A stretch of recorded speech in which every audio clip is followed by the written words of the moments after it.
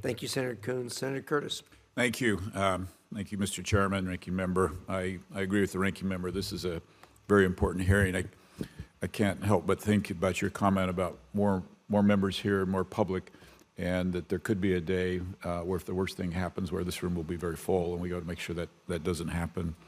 I'd like to bring up the Six Assurances to Taiwan Act, legislation I've introduced that would formally codify the cornerstone, really, of America's Taiwan policy.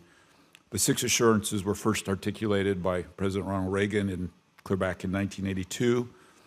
And just to clarify, one, the United States would not set a date to end arms sales to Taiwan, would not consult Beijing about those sales, would not play a mediation role, would not revise the Taiwan Relations Act, and would not alter our position on sovereignty, and would never pressure Taiwan to negotiate with the PRC.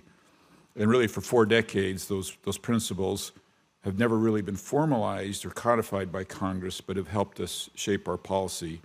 And today, as the PRC escalates, as we have all talked about, I think it's really important. My bill simply would take what's been a longstanding U.S. policy, reaffirmed by the administration of both parties, and reaffirmed by Congress through non-binding resolutions numerous times, and codify it to ensure congressional buy-in and oversight. And I believe by codifying the Six Assurances, that we could send this one of the signals that we've all been talking about sending today. So, Ms. Glaser, as I mentioned, we've reaffirmed these repeatedly by the administration, but typically in resolution. However, my act is different because it puts it into law and builds a mechanism for congressional buy-in. So in your view, what's the value of formally codifying this, and how specifically might codifying the Six Assurances Act in tandem with TERA help reduce some of the ambiguity? Well, thank you, Senator Curtis. I think that it was important that the first Trump administration made public the Six Assurances. They had been kept secret for a very, very long time. Americans need to know what the Six Assurances are. We always say that our policy is composed of the Taiwan Relations Act and the 3 joint communiques with China and 6 assurances, but most people don't know what all these things are. So I think the legislation is of great value to the United States. And it, of course, would require the White House to notify Congress before taking any actions that are mentioned in the Six Assurances, and Congress would then have the opportunity to pass a joint resolution of disapproval that would stop the administration from acting. The Taiwan Relations Act has had legal force since day one, so giving the Six Assurances legal force could help to stabilize U.S. policy toward the Taiwan Strait at a time, I think, of heightened tension, and provide reassurance to Taiwan, which I have emphasized, I think, is extremely important, that Taiwan needs more reassurance, and the public reassurance in Taiwan will enable more public support for higher defense spending in Taiwan, which I think we know is all important. And it would signal, of course, that the U.S. is not weakening support for Taiwan. Thank you. I'd like to go back to the chairman's comments earlier about what you wrote in August about the declining view of Americans over there. And when I read your article, I couldn't help reflect on 1979 when we withdrew diplomatic relations from Taiwan. And I believe at the time Americans were in a really bad place. They actually hunkered down in their homes that lived in Taiwan because they didn't feel safe. And ironically, I landed on the island in August of 1979 for 2 years. And just within a couple of months, that was gone, right? We were back to the status of being very special in Taiwan. And I worry that this time around is different because of things like social media and PRC's availability, right, to influence the people in Taiwan. So how do we counter that, right? And how do we not lose the battle in the hearts and minds of our Taiwanese friends? Well, that's a terrific question, Senator. We were in Taiwan at the same time. So I arrived in Taiwan 3 weeks after we broke diplomatic relations with Taiwan.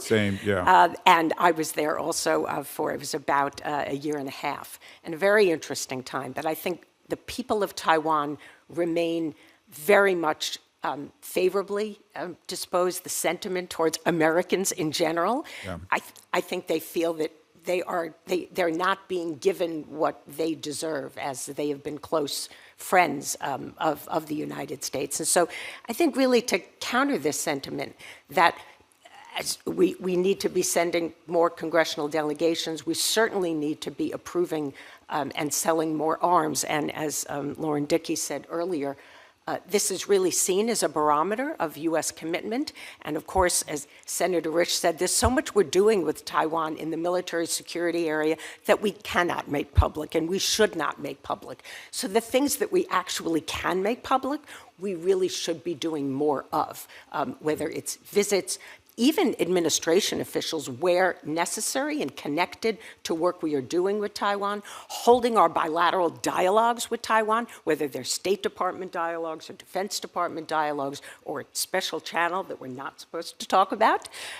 We have so much work that we do with Taiwan, and then passing the economic legislation that both Rush and I referred to earlier on double taxation, I think is really important in the 21st Century Trade Initiative, completing it. I'm borrowing a little extra time if the chair would allow me just a Sure, go few ahead. seconds.